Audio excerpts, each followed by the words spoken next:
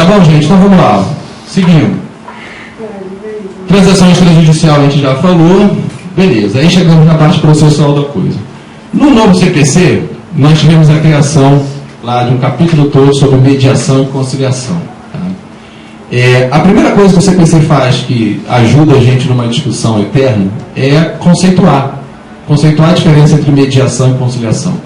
E situar esses dois institutos como exemplos de autocomposição. Porque a gente sempre teve um debate, né? Quando a gente estuda as formas de solução dos conflitos, a gente sempre debateu se mediação e conciliação era autocomposição ou heterocomposição, em virtude da participação de um terceiro. Agora o CPC resolveu, não, é autocomposição. Tá? As partes chegam à solução pela vontade delas, mas existe a atuação de um terceiro que vai aproximar, que vai ajudar a esse momento da autocomposição. E o COS também fez uma diferença entre os dois institutos. Olha lá, o parágrafo 2º do artigo 65 fala que o conciliador, então na conciliação, que atuará preferencialmente nos casos em que não houver vínculo anterior entre as partes, poderá sugerir soluções para o litígio, sendo vedada a utilização de qualquer tipo de constrangimento ou intimidação para que as partes conciliem. Então, o conciliador é o terceiro, isento, imparcial, como a gente vai ver daqui a pouquinho, que pode propor soluções. Ele tem um papel um pouco mais ativo do que o mediador. O conciliador ele fala, olha, por que não paga tanto? É melhor essa solução, aquela solução. Mas ele não decide nada. Ele só ajuda na construção para ir dando assim um papel mais ativo. Já o mediador não. O mediador, que atuará preferencialmente nos casos em que houver vínculo anterior entre as partes, que é o caso do vínculo de emprego, né? E mais ainda, não só nos casos que há vínculo anterior, mas nos casos em que o vínculo permanece. Quando você, por exemplo, tem um empregado que ainda está trabalhando, é melhor atuar um mediador do que um conciliador, porque você tem que pensar que o que você vai negociar ali não é só resolver o problema que está acontecendo, porque você vai voltar a conviver com aquela pessoa, você vai continuar com aquele vínculo. Então você tem que ter uma solução muito harmônica para as pessoas poderem continuar convivendo, né? Por isso a figura do mediador nesses casos. O que ele faz, o mediador? Auxiliará os interessados a compreender as questões e os interesses em conflito, de modo que eles possam, pelo restabelecimento da comunicação, identificar por si próprios soluções conceituais que gerem benefícios mútuos. Então o mediador é o cara que esclarece, é o cara que aproxima, o cara que fala das vantagens, das desvantagens, o cara que fala dos riscos. Olha só, acabou de ser uma decisão, entendendo que nesses casos, dando moral não é cabível, mas também existe um precedente que já foi julgado, que condenou a empresa, olha os riscos que vocês estão correndo, tal, não sei o que lá. Poxa, você está pedindo salário por fora, empregado doméstico, é muito difícil, né? Porque será que tem testemunha que lá dentro de casa viu você receber salário por fora? Qual será o risco de provar isso na justiça? O cara vai conversando, vai mostrando todo o ambiente para que as partes criem no seu espírito o caminho para a solução processual. Então o mediador é um cara que atua de uma forma um pouquinho menos ativa. Ele só aproxima as partes. Ele revela, ele esclarece, ele mostra. Tá? E eu pergunto, o juiz de trabalho se encaixa em qual das duas figuras? Nenhum dos dois. Porque o juiz de trabalho, ele tem um quê de mediador, ele tem um quê de conciliador, mas sempre com uma ameaça por trás. Porque se não fizer, sou eu que julgo. E tudo que você falar na audiência pode ser usado contra você. Não é assim? Que é um dos grandes problemas da conciliação judicial. Se você começa a se abrir ali e começa a falar, né, excelência, poxa, é injusto isso aqui, o cara quer 5 mil de acordo, mas eu paguei desse 13º para ele, aí você vai ver o processo, nega o vínculo. Aí você já deu uma informação ali que morreu. Aí já muda o seu discurso, não muda? Ah, mas o senhor está falando que deu 13º, você vê como o processo é arriscado, né? Aqui o senhor dizia que não conhecia ele, que ele nunca trabalhou para o senhor, que ele não era empregado. E aqui em audiência falou que pagava 13º. Não vai ter acordo não? Então registra aí. Não é? É complicado. complicado o juiz fazer esse papel. Então vamos lá. A mediação e a conciliação podem ocorrer judicialmente e extrajudicialmente. Isso é muito interessante no novo CPC. Tá? O novo CPC, que segue a lógica da resolução do CNJ, permite, não, obriga a criação dos centros de conciliação. Ou seja, todo o processo, e a gente vai falar um pouquinho disso, passa pela ideia de que o primeiro ato que vai acontecer no procedimento, depois de inicial, tal, não sei o que lá, de citação, é passar por uma audiência de conciliação e mediação dentro da justiça. Sendo que vão atuar como conciliadores e mediadores, não o juiz, mas uma pessoa designada para tal. Que pode ser um servidor. Que pode ter um concurso para isso. Que pode ter um remanejamento interno no tribunal com a criação de uma Câmara de Conciliação e Mediação para os servidores atuarem como conciliadores e mediadores. Que eu acho que é um meio termo muito interessante para nós na área trabalhista. Porque resolve o nosso problema de desconfiança geral na sociedade, que a gente não consegue confiar no que acontece lá fora, né? E a gente consegue o que o juiz de trabalho tanto quer hoje, delegar para os assistentes. Mais uma coisa, agora até a conciliação e mediação está delegada. Mas, tirando esse aspecto do desafogo, como política pública, é muito interessante a gente pensar nessa possibilidade da mediação e conciliação judicial na justiça do trabalho. Mas chegaremos lá. E pode ser extrajudicial. A gente tem um exemplo, as comissões de conciliação prévia. Elas são isso. Só que a gente não valida, ou não confia, ou não tem uma cultura para isso. Mas nós já temos na área trabalhista um centro de conciliação extrajudicial. Tá? O mediador e conciliador, segundo o novo código, eles podem ser remunerados para isso, e a preferência que sejam. Por que a preferência que sejam remunerados? Para a gente voltar à situação dos classistas? Não. Porque mediador e conciliador, gente, tem que ser visto como um profissional especializado que estuda técnicas adequadas de mediação e de conciliação, que vai se dedicar ao caso com todo o tempo do mundo, sem ter aquela coisa que a gente faz de 5 minutos fazer audiência, e aí você está aqui 5 minutos resolvendo um acidente de trabalho por morte, aí depois você vira aqui 5 minutos está resolvendo um processo de R$200, aí você vira aqui 5 minutos, tem um autoempregado pedindo 2 milhões, tudo numa pauta de 30 processos. Mediador e conciliador não, eles têm que ter tempo, tem que trabalhar com calma, tem que ter possibilidade de dialogar. Não vai tudo se resolver necessariamente numa única sessão de mediação e conciliação. Você pode precisar maturar o diálogo. Então, o mediador e conciliador tem que ser um profissional, preparado para isso, adequado, formado, com curso. E a gente tem, gente, já nos Estados Unidos, isso é extremamente desenvolvido. São cursos assim maravilhosos de técnicas de negociação. A nossa escola judicial lá do Rio trouxe o pessoal dos Estados Unidos, assim, o negócio é maravilhoso, assim, é uma visão totalmente diferente. Nos Estados Unidos você negocia até a parte criminal. Aqui no Brasil já tem um pouquinho disso lá nos juizados, nos casos pequenos, de menor potencial ofensivo, né? Mas nos Estados Unidos é a regra, a gente vê nos filmes, né? E aí, pena de morte ou aceita 15 anos na cadeia? Isso pra gente é um negócio assim, né? Como assim? O cara está negociando, quanto tempo vai ficar preso? Nem fica a questão do poder público, né? Da autoridade, etc. Então, assim, é outra cultura. Por isso que a remuneração, ela é bem vista para o conciliador e mediador. Eu penso até, e aí vai um argumento para os colegas que são refratários às ideias, eu penso até que pode ser um emprego para depois da aposentadoria. O juiz de trabalho que se constrói na carreira como um cara democrático, como um cara aberto, etc. Quem sabe não seja um grande papel que ele possa desempenhar depois, de vez de ficar só advogando. Né? Vai ser um mediador, um conciliador de grandes causas, de causas milionárias, né? O pessoal já... Então, quem sabe, né? Quem sabe. Tá? A remuneração, eu acho que ela é necessária para isso, para a gente profissionalizar, para a gente especializar. Mas também a gente vai ter sempre a possibilidade de trabalho voluntário, tá? No novo CPC. Você pode fazer pro bono, você pode fazer porque você quer contribuir para a sociedade, o que é muito interessante também. É outra coisa que você pode fazer, abrir uma ONG, mediadores, conciliadores trabalhistas. Abre uma ONG, vai ajudar as pessoas e vai acelerar o processo de solução dos conflitos. Maravilhoso também. Então pode ser remunerado e pode ser trabalho voluntário.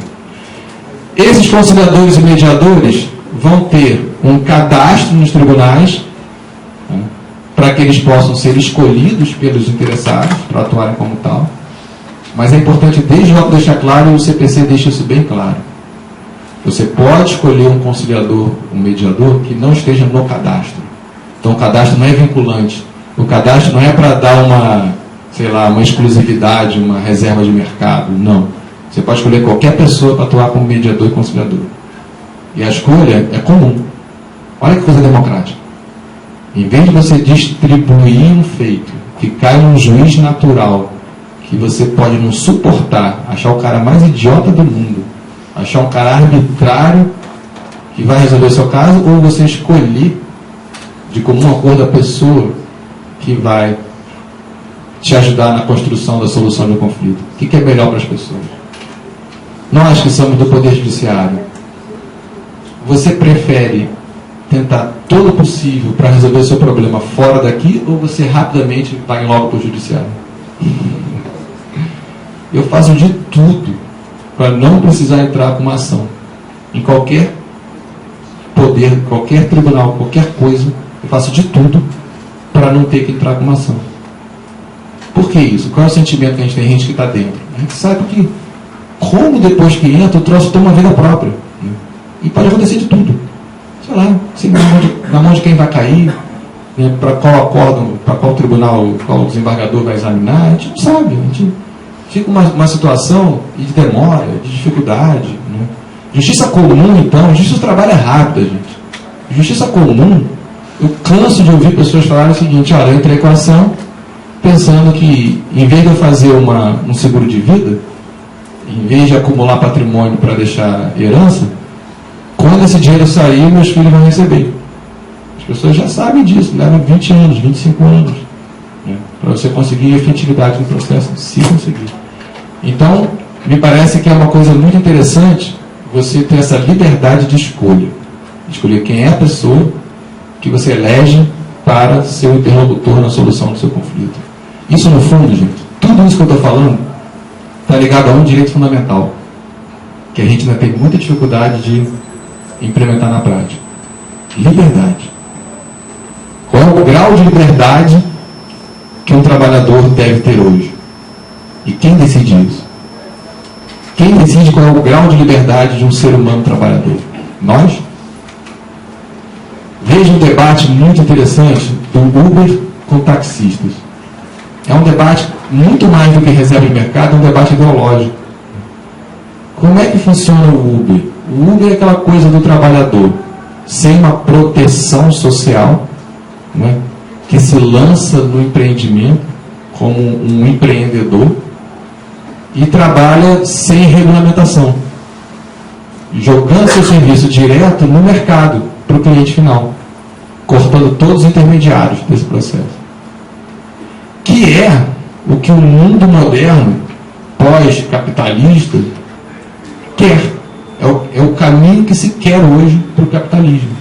É o caminho de ligar as pontas, em vez de nós termos empresas com trabalhadores fornecendo para o mercado, todo mundo se transformar no seu próprio empregador. Todo mundo ser empreendedor. Isso é bom ou é ruim? Dá para saber? Isso é um retorno ao liberalismo clássico? Isso é dizer que cada um agora só pode contar consigo mesmo, se virar no mercado, ganhar dinheiro enquanto tem saúde, porque não existe mais uma proteção estatal? Perceberam como o problema, no fundo, é o mesmo da origem? Qual é o grau de liberdade que as pessoas podem ter hoje? É isso que a gente está debatendo, no fundo. A nossa visão clássica é que o grau de liberdade de um trabalhador no Brasil é ínfimo.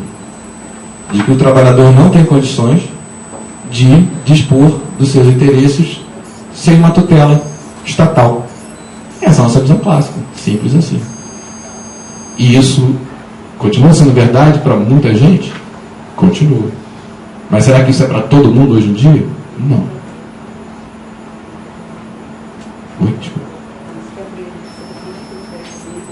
Exato. Não tem como. Isso. E aí, quando você começa a pensar nesse fenômeno, que é mais de sociologia do que do direito, eu acho que o direito vai a reboque aí, você começa a perceber que a gente está começando no intervalo. Que o que falta no fundo, na minha ótica, é educação. Porque assim, como é que as pessoas conseguem liberdade e autonomia? Como é que a pessoa consegue viver num mundo em que ele pode viver por conta própria ou num grau que ele não vai ficar aviltado? Quando a pessoa tem educação. Quando você começa a subir no estrato social, você começa a ver pessoas que têm ótima formação, não vai faltar oportunidade de trabalho, né, consegue acumular bens, enfim, essa pessoa não precisa de trabalho. Então a gente fica trabalhando assim numa situação de que tudo é difícil porque o pilar base não existe, que é a educação. É triste. E a educação vai reverberando. Como não tem educação, não tem uma boa consciência coletiva do trabalhador. Como não tem uma boa consciência coletiva, não existe um bom movimento sindical. Como não existe um bom movimento sindical, não dá para deixar o sindicato homologando as coisas. Como não dá para deixar o sindicato homologando, a gente desconfia da negociação coletiva.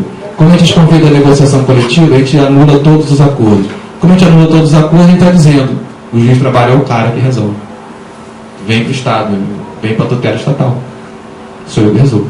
Porque eu não confio em nada, nada funciona. Sou eu que resolvo. E é o que a gente vive hoje. E aí quando a gente começa a pensar em algumas aberturas, aí você começa a ser taxado de neoliberal, de, corrompido pela direita. E aí você começa com um debate que no Brasil é um debate pobre, de esquerda e direita. Dilma ou Écio? Uber ou taxista? Todos os debates no Brasil hoje são assim, bipolares. Ninguém aceita pensar um caminho de meio termo. É tudo assim, é contra a favor. Está defendendo isso? É neoliberal. Então, bom, esse cara não serve. Ah, não quer mudar nada? Ah, socialista, utópico, comunista, vermelho, pá, não serve. É ou esquerda caviar ou coxinha. O nosso debate hoje é esse. Onde é que você se enquadra? Se é esquerda caviar ou é coxinha? Pô, eu acho que não sou nenhum nem outro. Eu nem sei o que eu sou, para ser sincero. Estou pensando ainda. No bom sentido. Algumas coisas a gente não tem dúvida. Beleza, gente? Então vamos lá. Seguindo. Princípios que regem mediação e conciliação. Olha só como a gente tem muito para evoluir ainda. Primeiro, o conciliador e o mediador tem que ser independentes. Não sofrer pressão de ninguém. São pessoas que atuam livremente. Atuam com consciência do papel deles e sem responder a ninguém. Então, eles têm que ter independência. Tem que ser imparciais. E aí foi onde não funcionou a representação classista, que eles eram parciais. O conciliador e o mediador tem que ser imparcial. Ele tem que ter aquela distância do problema. Ele não tem que querer resolver a favor de ninguém, para um lado ou para o outro. Ele tem que ser imparcial na sua condução. Princípio do autorregramento. E eu confesso que eu escrevi isso morrendo de medo se era com 2 R, se era separado. Porque depois que mudou a regra do hífen, eu não consegui me atualizar ainda. Tem dificuldade extrema. Você decorou tudo na regra passada, né? Então, autorregramento, que é junto, com 2 R's. O que é isso, gente? Isso aqui é a nossa maior dificuldade. O princípio do autorregramento é dar liberdade às pessoas. É dizer que as pessoas devem decidir qual é a melhor forma de solução. Como vai ser o procedimento da mediação, da conciliação? São eles que resolvem. Se vai ser uma sessão só, se vão ser 3 sessões, se vão ser 5 sessões. Se vai atuar um conciliador só, mais de um conciliador, mais de um mediador. Ou seja, é respeitar a vontade de quem participa desse momento da construção de uma solução. Claro que você vai falar, poxa, Otávio, mas aí está o grande perigo, né? O grande perigo é saber qual é esse limite para a vontade. Você está dizendo então que a vontade deve prevalecer sempre neoliberal, ou então as pessoas fazem o que querem? Não. Em nenhum ramo do direito, nem no direito civil, se reconhece liberdade total para ninguém. A gente já sabe que o princípio da liberdade, ele também sofre restrições por outros valores que estão na nossa Constituição. Se você colocar no artigo 1º, inciso 4, né, que tem lá no mesmo inciso, valor social do trabalho e livre iniciativa, como princípios fundamentais da República, já dão todo o tom da discussão. Olha, a gente quer uma sociedade que você tenha liberdade, mas que você não atropele o valor social do trabalho. Isso já mostra que há limites, sim, claro que há limites.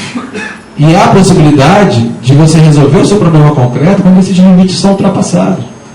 Se você perceber que existe um abuso, que existe um excesso e tal, o que você vai procurar? Aí sim, justiça. Está lá para isso mesmo. Agora, a justiça não pode ser a primeira opção de tudo. É essa mentalidade que a gente tem que mudar.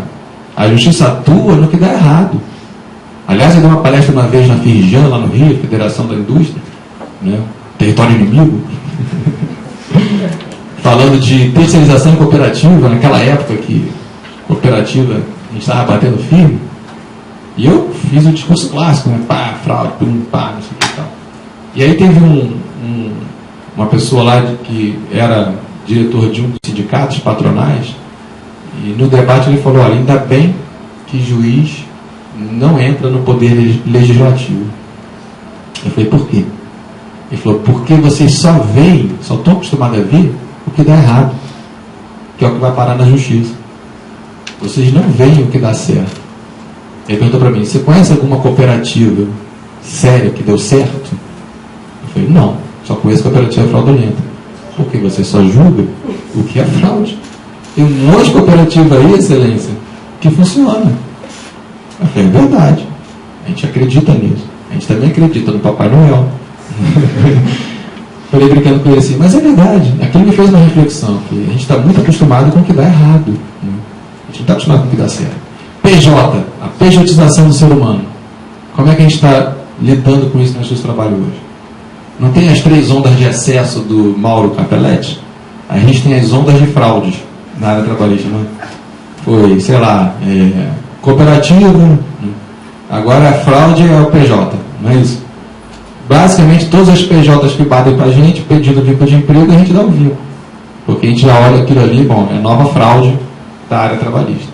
E será?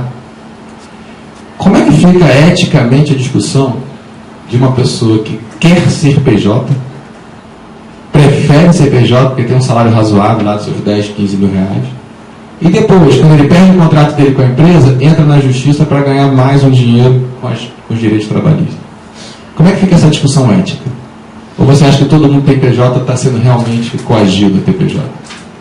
Eu conheço vários que só aceitam trabalhar se puder ser PJ, porque não quer ter retenção na fonte, não quer muito imposto. E aí, eticamente, fica uma situação muito complexa, porque você chega na justiça e fala, mas espera aí, você tem os requisitos do vínculo, né? A pessoa não pode dispor do vínculo de emprego. É interesse público o reconhecimento do vínculo de emprego. Então, mesmo que ele esteja fazendo uma fraude, mesmo que ele tenha procurado a PJ, ele vai ganhar o vínculo de emprego com todos os direitos trabalhistas. É complexo isso também, né? Em que nível a gente pode fazer isso? E aí tem uma outra reflexão muito interessante, que a gente pensa nessa questão do interesse público maior, de reconhecimento do vínculo, pá. Mas a gente não pode esquecer o seguinte, no sistema que a gente vive, que vigora o princípio do dispositivo no processo, no fundo, é a parte que decide o que vai ser trazido para a justiça. Eu posso entrar com uma ação sem discutir a questão do PJ. E aí você, juiz, vai ficar ali só de espectador, sem poder resolver aquele problema, porque na verdade eu não trouxe aquilo para você resolver. Isso é um aspecto da liberdade do ser humano. Ele decide o que ele quer colocar na sua mão. Nesse aspecto a gente tem a liberdade reconhecida no Poder Judiciário. É o princípio do dispositivo. Agora, depois que entrou, é pague para entrar, reze para sair. Né? Entrou, meu amigo, agora é comigo. É o princípio do inquisitivo. Né? Agora eu que resolvo. Entrou, já era. Né? Para sair daqui só com litigância de má fé. Não é assim? Então, sei lá, são reflexões.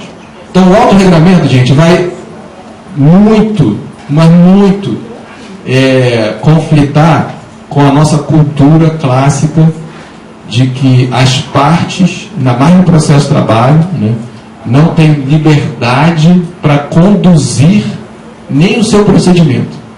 Que o procedimento é de ordem pública, é uma regra a ser cumprida, e o juiz tem um princípio inquisitivo que vai de ofício impulsionar e etc.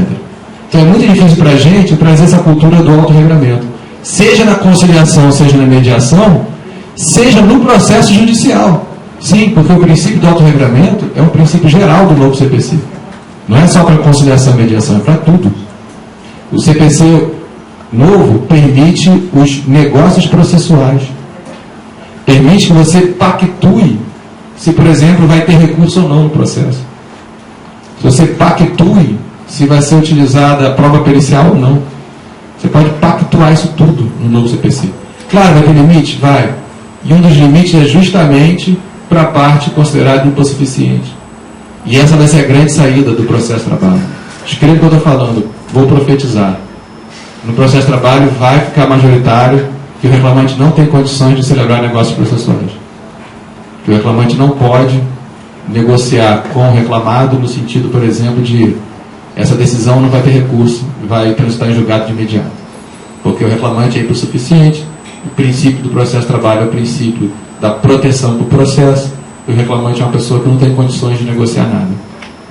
Pô, eu posso estar errado, mas eu tenho quase certeza que vai ser isso. Como até hoje, o entendimento majoritário é que não cai pronúncia de ofício da prescrição. Isso é, eu não sei, eu acho que eu estou num ponto já. Assim, primeiro que só no arguido de prescrição, os casos que eu peguei, né? Que era órgão público, você fala, pô, mas como é que esse cara não arguiu prescrição? Quem vai pagar essa conta? O horário. Por que não arguiu prescrição aqui? Será que é fraude? Será que não? Ou então o cara que esqueceu. E quando ele esquece no primeiro grau, ele é avançar pecado, ele argui no segundo grau. É muito difícil o cara não arguir no segundo grau quando você esquece de arguir no primeiro grau. Então, assim, sei lá. Né? Por que não cai pronúncia de ofício na prescrição do processo de trabalho? Eu não compreendo. Assim, não consigo compactuar com esse entendimento. E reconheço os argumentos, mas não concordo. Eu acho que é, de novo, essa dificuldade da gente assumir. Eu acho que tem muita minha palestra aqui a gente assumir coisas que nos incomodam há muito tempo e a gente não tem coragem de fazer, de mudar. Né? Mas o meu papel aqui é mais de a gente refletir do que simplesmente já chegar a conclusões hoje. Né? Eu acho que o meu papel é a gente começar a gestacionar isso tudo. Bom, então o autorregramento, os negócios processuais vão ser muito interessantes da gente debater no processo de trabalho. A confidencialidade, esse aqui é um ponto-chave para tudo funcionar. E isso aqui não existe na Justiça do Trabalho. Quando a gente faz a nossa conciliação judicial, a gente não respeita a confidencialidade de tudo que está sendo debatido durante as negociações. É como eu já falei hoje. O juiz de trabalho vai só captando, vai só pegando. Né? E vai registrando tudo. Se não sair um acordo, tudo que foi falado ali será usado contra as partes. Na mediação e na conciliação, olha só que importante. Tudo que é falado durante o procedimento é confidencial. Então lá, a parte pode falar assim para o mediador e conciliador: olha, eu contratei sim, e não assinei a carteira sim, é isso.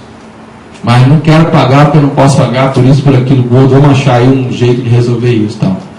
Se não sair lá a negociação, se não chegarmos à autocomposição, aquilo está preservado, aquele segredo lá. Vem para a justiça zeradinho. Você vai poder continuar mentindo na justiça numa boa. Que é, acho, quase que a totalidade das nossas ações. Né? O nosso papel hoje é mais de detetive do que de juiz. Né? Você fica ali na audiência, né? Mas que horas você saía? Você tinha faculdade? Tenho. Que horas começava a sua aula? 6 da tarde. Ahá! Peguei! Você diz trabalhar aqui até as 8, como isso é possível? É isso, esse é o nosso papel.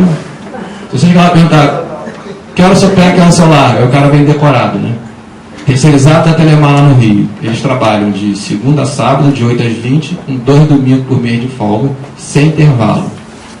Há 10 anos, todos os empregados trabalham no mesmo horário. Aí, beleza, né? Você pergunta assim, aí você começa, você tem que perguntar de trás para frente. Primeiro você fala de habilidade, ganha a confiança do cara, isso numa audiência de 5 minutos. Aí você começa a conversar, mesmo, você está estudando para direito? Está tendo cursinho, que legal, mas o cursinho é aonde? É não sei aonde, E como é que você sai daqui para lá? Vai levar mais de 1 hora, como é que você diz trabalhava até tal horário? Aí o cara, peguei. É isso, a nossa vida é isso. É ficar descobrindo quem está mentindo ali. Quem está mentindo, menos. Quem está todo mundo mentindo. A sensação é essa. Beleza. A confidencialidade, então, é um ponto central para que tudo funcione na mediação e na conciliação. É o grande motivo pelo qual o conciliador e mediador não deve ser o juiz. O juiz não deve participar da conciliação e da mediação. Diga.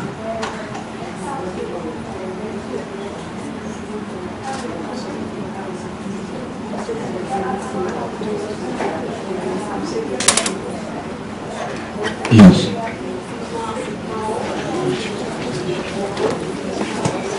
A pergunta é excelente, gente. Se a gente for usar isso aqui no processo de trabalho, essa audiência prévia de conciliação e mediação seria mais uma audiência ou já seria dentro da nossa própria audiência trabalhista? No CPC, a ideia é que seja uma audiência separada. Uma audiência de conciliação e mediação. Porque lá não tem, exatamente. Na verdade, o novo CPC se aproximou do juizado especial, nesse sentido. Agora, para a gente, eu acho que a gente pode fazer uma construção diferente. Eu acho que a gente pode simplesmente aplicar o novo CPC e criar uma audiência de conciliação e mediação própria, para não se confundir com a solução judicial. Eu acho que é um caminho interessante. Eu imagino uma possibilidade, gente, muito legal.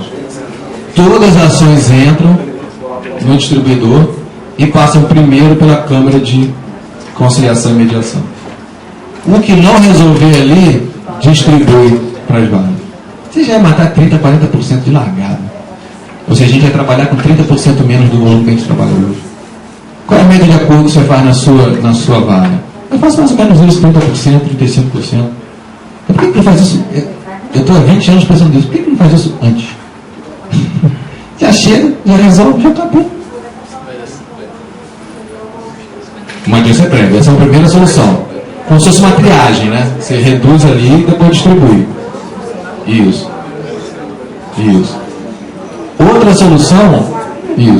solução seria a gente incorporar isso dentro da nossa própria audiência. E tem notícias já de tribunais que foram pioneiros e criaram algumas experiências de mediação dentro do procedimento trabalhista. Como? Teve tribunal que já fez distribuição normal. Quando chega para fazer audiência, antes de fazer audiência com o juiz, faz uma audiência de mediação com o servidor da vara. E aí, não resolveu ali, dali já sai para outra sala e faz a audiência, continua a audiência com o juiz. Entendeu? Que eu acho que é uma solução muito legal para a gente. Talvez seja uma solução interessante. O mediador seria um servidor. Né? Diga. Nós já tivemos essa experiência na vara do Garanhuns. E aí? O conciliador está aqui presente. Opa, quem é? Opa, legal. E, curiosamente, eu acompanho o gerência da vara e a gente tem um índice de conciliação superior a 50%. Olha, maravilha. E lá funciona desse jeito, né? Durante a pauta de audiência, primeiro ele faz o pregão e tem uma sala de conciliação em que as partes são reunidas e lá eles se discutem. Maravilha. Essa experiência que você falou, as pessoas relaxam mais, falam mais, né? Se abrem, choram e ali resolvem. E assim, lógico, né, que ele foi preparado, né, pelo magistrado, que deu para ele parâmetros até onde ele deve ir, onde ele sabe que ele não pode forçar, coagir. Sabe tudo isso que o senhor falou aí? Já aplica. Sensacional. Como é que é o seu nome? Desculpa. Alexandre. Depois você não quer dar um depoimento aqui, dar um testemunho? Seria legal você falar assim, o que você vê de diferente do que você faz como conciliador e do que o juiz faz como conciliador judicial. Quer me falar aqui rapidinho?